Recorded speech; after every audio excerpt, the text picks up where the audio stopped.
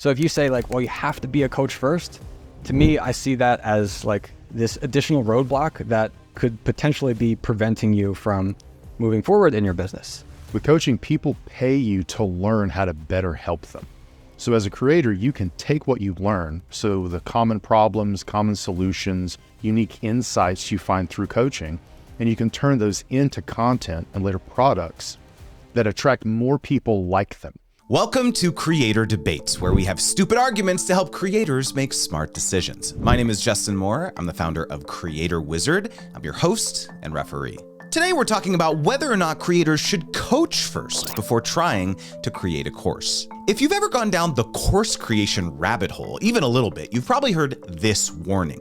If you create a course in a vacuum, how will you know whether your methodologies truly work? If you can't prove it out with clients one-on-one, how can you help people at scale? I actually had that fear, and so I started coaching people on their sponsorship strategy one-on-one before I launched my course, Brand Deal Wizard. And I was, in fact, able to hone my frameworks and get those early wins before I went big. But to be fair, it could be survivorship bias. Who's to say whether I wouldn't have been just as successful had I not coached creators one-on-one first? There's plenty of folks who have made hundreds of thousands of dollars launching a course and have never had a single Zoom call with a coaching client. So I'm honestly not sure if there's a right way and a wrong way to approach this, which is why I asked two experts to settle this debate once and for all. Corey Wilkes is a psychologist and coach helping creators reach their potential and build thriving businesses. He's the writer of Creator Alchemy, a newsletter for creators who love deep dives into psychology, online business, and content creation. Brian McAnulty, on the other hand, is the founder of Heights, an AI-powered online course creation software, helping thousands of creators earn a living. He's also the host of the Creators Adventure podcast and Creator Climb community. So by the end of this episode, you'll know what types of creators should actually not coach other people or create a course, how much money you can realistically make from coaching or courses, and honestly, the only thing I really care about, who is a better creator debater, Corey or Brian? So let's get into opening arguments. Corey, you're up. Why do you believe every creator should coach, at least at first? You have 2 minutes.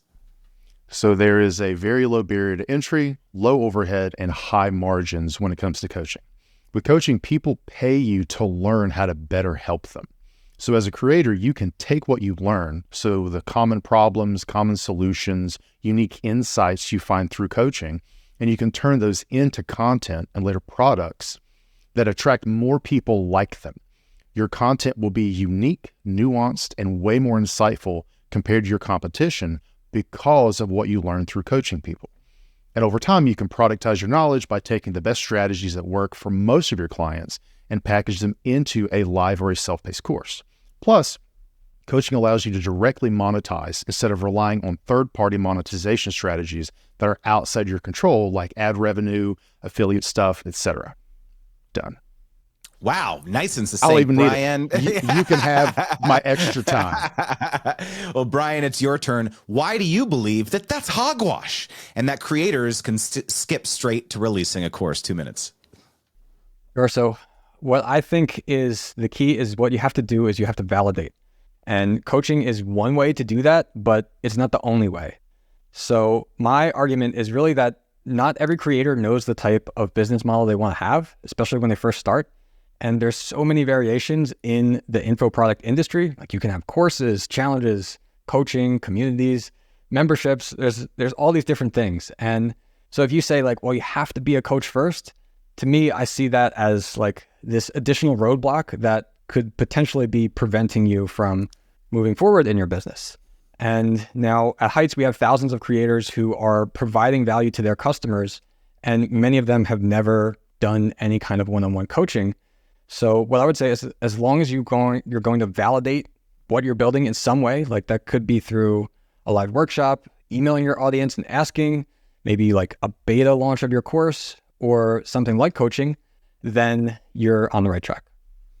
Very interesting. All right, so let's get into round one, which is all about eligibility. Okay, so Brian, I want to start with you first on this one. Do you really think that everyone has a course in them? I mean, there's a whole swath of, let's say, entertainment influencers who are dancing on TikTok or making funny videos or something. Is a course really the best monetization strategy for them? 2 minutes. Yeah, so I think, again, like I would encourage people to try out different things and see like, is the course really right for you? But what I would say is I do believe everybody has a unique message. And that's really where a lot of the value comes from in what you have to teach. A lot of people worry like, oh, if I want to make this course, like have other people done this before? Like, is anyone going to buy my course? But people are buying it because of your unique experience and message. And that's also part of the reason that like you don't have to worry about AI really replacing you. And I would also say like you don't have to be the best in the world at what you want to do in order to provide value to people. So you only want to be like one step ahead of somebody to be able to show them how to get to where you are. And I would actually argue that, in fact, you're in a better position if that's how you are right now, rather than being like the top expert in the world. Because if you think about it, the top expert in the world, they have forgotten like a million times over the problems and the challenges that they had starting out. And if you've just gone through those challenges, it's all fresh in your head, the kind of questions and things that your potential customers are going to be having in order to get that result. So I would also say like, let's say you want to be a coach and you say, I really enjoy like the intimate experience of helping people one-on-one. So I don't think a course is really for me. I would say that if that's the case, when you're a coach, you probably enjoy that, like that aha moment that you can provide for people. And if you consider to build a course, there's probably a lot of things that you have to work with everybody to get them to kind of some certain baseline. So imagine you could take a course and use that to get all of your coaching clients to this baseline, where then you get to provide that last step of that unique training to kind of get them to that aha moment. And now you get to do the thing that you really enjoy, but you can still kind of incorporate a course with that. Interesting. Corey, your turn. Let's say that you're educating people as a creator, making YouTube videos maybe, but you're terrified about helping people one-on-one. Is that something that a creator needs to get over to have more of an impact? Or is it okay to decide to always kind of keep that distance? 2 minutes. So if you want to help people, and if you want to create the best content you can to help as many people as you can, you got to talk to people, period. But when you started out as a creator, whether it was YouTube, writing, podcasting, whatever, you probably felt super awkward too, which is why so few people stick with the creator game long enough to gain real traction, right? The same's true for coaching. It might feel awkward at first, but coaching is a two-way value exchange. Yes, you're helping them, but they're giving you insane insights into people like them that you can turn into powerful content that can change way more people's lives in the long run. You're also not limited to doing one-on-one stuff. Like if you don't like one-on-one coaching, that's fine. You can do small group coaching. You can do cohort-based coaching courses, those sorts of formats, right? Find what works for you. Just make sure you're having actual conversations with real people in your ideal audience to create the best content possible. Brian, you can have my leftover minutes. Yeah. Fascinating. Well, I must say, like when I was, in the early days of starting my course, Brian, the thing you mentioned around forgetting what it was like to, let's say, pitch a sponsor in my scenario, that absolutely was something that happened to me. I jumped right into it with like the tactics and the frameworks, and here's a template, and like, here's what you do, and all this stuff too. And it was a wake up call for me, or it was a stark reminder that like the mindset piece of just having the confidence to like hit send on an email to a brand is a huge issue for a lot of creators who are earlier on. And so that absolutely resonated with me. Well, gentlemen, that is the end of round one. Okay. We're going to move on to round two, which is all about money. So one of the big reasons that I think people salivate at the idea of courses in general is the promise of endless riches, passive income, right? Making money while you sleep. But in reality, launching and maintaining a course is a ton of work, right? And I can speak to that firsthand. So Corey, be real with us. When it comes to coaching, how much money can you actually make? And is there a way for it to be scalable without turning your frameworks into a course? 2 minutes. So I know coaches who charge a pay what you want rate, which could be $0, it could be $1. I know coaches who charge a couple $100 an hour. I know coaches who charge $8K a month for working less than 3 hours. I also know coaches who consistently clear 7 figures every year. Okay. When I was the third highest paid therapist at my old job, because I'm a psychologist, right? It took me 40 hours to make what I can make from 2 hours in coaching now. And I don't even have to put on khakis. I get to live in my pajama pants all day. I'm wearing pajamas right now. Okay. I'm either in pajama pants or gym shorts. That is my life. Okay. That is my, but it all depends on who you help and how well you help them, right? You don't have to turn your frameworks into a typical course, but a lot of coaches do end up offering group coaching in addition to, just because it's more time efficient, right? But you can make bank just doing one-on-one. Noah Kagan did a whole YouTube video about how he hired a coach for $100,000. And you're like, why? Well, his business at the time generated $80 million a year. He said that if through coaching, he learned skills that helped his business just grow 10%, that would be an $8 million increase every year. Who wouldn't pay $100K to make an extra $8 million every single year compounding, right? That is the power of positioning and being an effective coach. All right. Well, Brian, obviously we've all seen the get rich quick course ads on YouTube, or the Thread boys posting screenshots of how they made 100K in 48 hours, right? But since you run a platform for course creators, give us some realistic numbers of what the average course creator can expect. 2 minutes. Well, so yeah, I'd like to dispel a couple myths here. First of all, with a course, you can make anywhere from a couple thousand over the lifetime of the course to making 7 figures a year with it. And for some people, the course is part of a larger business they have. For some people, the course is their flagship full-time product. I think there's a lot of people out there, the Thread boys and all of that. I think those people, there's many fewer of those than you would think. It's just that they're loud. And the lesson for creators out there is that you should be loud like they are. That's what you should learn from them. I would really say, don't worry about when you see people online saying this thing's going to make you a bunch more money than the other, because at the end of the day, you have potential to earn a great living doing any of these things, like courses, coaching, communities, memberships. Really, the biggest reason that I see creators fail, it's not their marketing, it's not their product, it's not their branding. It's that they fail to really put their product out there. And I can point to an example of a creator that has horrible marketing, a creator that has horrible product, a creator that has horrible branding, and give you an example of each of those where they have a 6-figure income from their course. But really, you just have to get one of those things right. So you can be successful with any one of those things. And I want to spread this message because I just feel so bad when I see a creator with this incredible product that they built, but they're holding off on launching it because they think, oh, something's not good enough yet. This other thing they say I can make more money doing, and they're just not getting it out there. Interesting. Well, Corey, I'm sure you want to chime in on that, but first, a word from one of our sponsors. This episode is brought to you by ConvertKit and their Creator Network. If you're struggling to find time to grow your email list, I've got some super exciting news to share that'll level up your newsletter. ConvertKit just launched the Creator Network, so creators like us can partner with each other to grow our newsletter subscribers. Imagine recommending awesome creators to your new subscribers and in return, having them recommend you to their engaged audience. It's a game-changing win-win scenario. What makes the Creator Network so special? Well, it simplifies list growth for busy creators. In less than 10 minutes, you'll be able to join, find similar creator newsletters, and begin swapping recommendations. You'll be amazed by how your email subscribers grow on autopilot. I joined not too long ago, and I've gained almost 1,000 additional subscribers without doing anything. Pretty dope, right? So you can join the Creator Network today by clicking the link below or visiting creatornetwork.com. That's creatornetwork.com. All right, Corey, thoughts on Brian's perspective here? I mean, you deal a lot with mindset issues and stuff like that.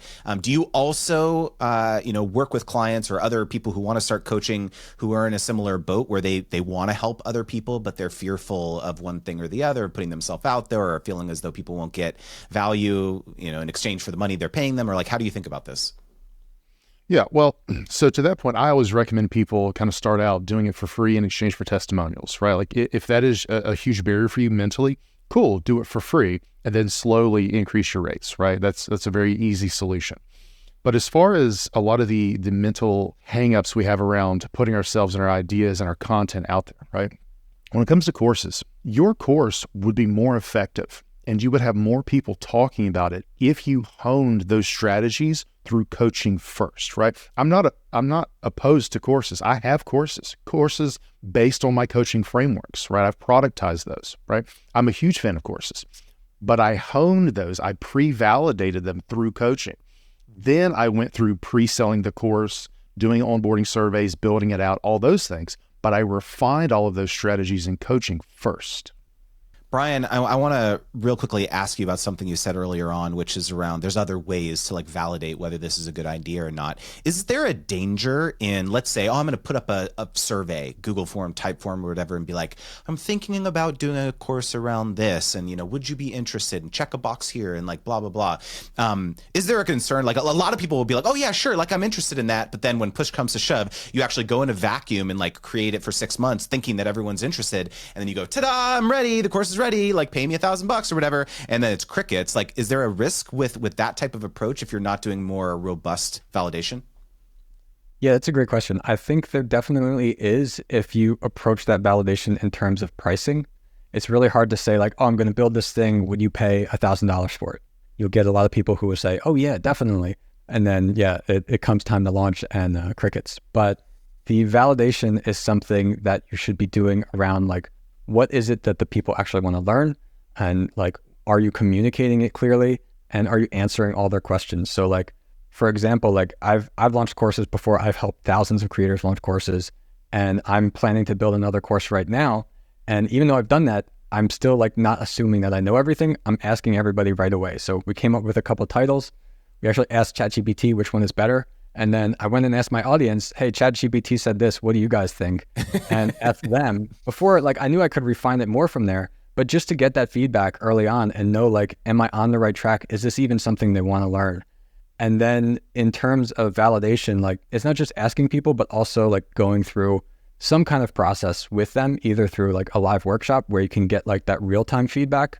It could be through like pre-selling the course to like this small like beta group where you're going through it with them and then learning like, okay, what are the actual questions they have? So that's similar to something like group coaching. Really, it's just important that you're validating that in some way. Corey, just real quick follow up there. Like what's the sample size that you need if you are doing one-on-one coaching to feel confident that like, okay, this is like enough people that seem like they're getting value from what I'm teaching that I feel like I'm ready to scale now. Like, you could also make the argument that like, oh, just like talking with one or two people, oh, okay, sounds good. Like I have something here. And then you go to the races and you're like, oh wait, it actually was just these one or two people that actually found value from it, not like a bunch of people. Like any risk there? Oh, of course. The strategy I typically use is anytime I see a pattern in like multiple coaching clients, whether it is, oh, people of this demographic or psychographic, whatever, tend to struggle with X, Y, and Z. Well, then let me turn these observations into a piece of content, video, newsletter issues, something like that, and see the response, right? And then over time, I will collect enough problems, enough solutions, enough insights that can reasonably be kind of scaffolded onto like a curriculum. That's when I throw up a landing page, I do the MVP, I say, hey, pre-order it now, give me your money, vote with your wallet, not your mouth. Then I send an onboarding survey to say, what else would you like in this? What would make this a successful course for you? Then I build that, usually give myself 3 to 4 weeks to fully build it, and then I launch. That's usually what I do. I test the waters with free content and then go deeper with better strategies for the paid stuff, typically. Got it. All right. Well, congratulations. That is the end of round 2. So let's get into round 3, which is the Uno reverse, where you have to argue each other's positions. So Brian, pretend it's Freaky Friday and you and Corey magically swap bodies. Time to give a passionate pitch for why every single creator should coach first before creating a course. 2 minutes. Sure. So I think that when you coach somebody first, then you're gaining this experience one-on-one with a person.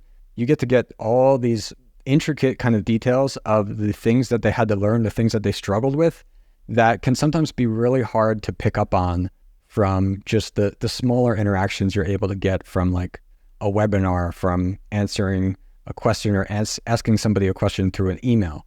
And so if you do enough of that, you're able to gain this experience over time that you get this really great distillation of all the steps you need to take to get from point A to point B.